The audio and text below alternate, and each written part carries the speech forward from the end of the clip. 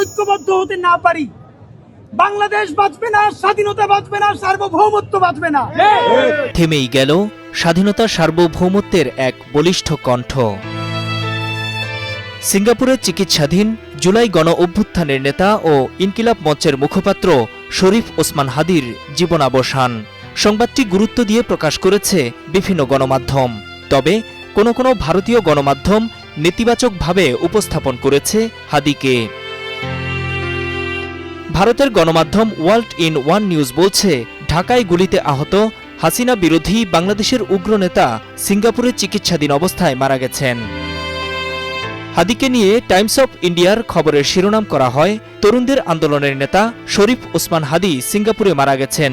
খবরে হাদির পরিচয় তুলে ধরা হয় ঢাকা ৮ আসনের প্রার্থী ও ইনকিলাব মঞ্চের মুখপাত্র হিসেবে।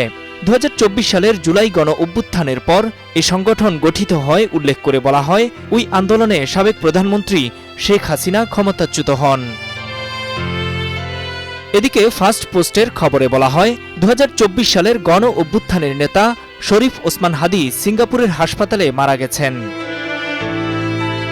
পশ্চিমবঙ্গের গণমাধ্যম সংবাদ প্রতিদিন হাদির মৃত্যু নিয়ে করা খবরের শিরোনাম করেছে, থামল লড়াই, সিঙ্গাপুরের হাসপাতালে প্রয়াত গুলিবিদ্ধ ওসমান হাদি।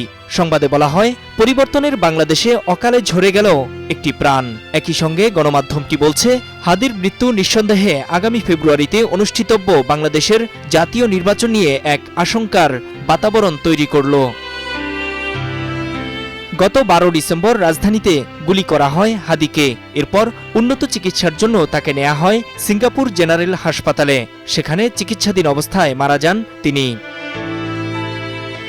হাদির মরদেহ দেশে পাঠাতে সব ধরনের সহায়তা করা হচ্ছে বলে জানিয়েছে সিঙ্গাপুর সরকার।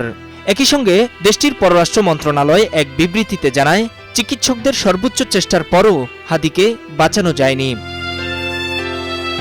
নূর মোহাম্মদ, স্টার নিউজ।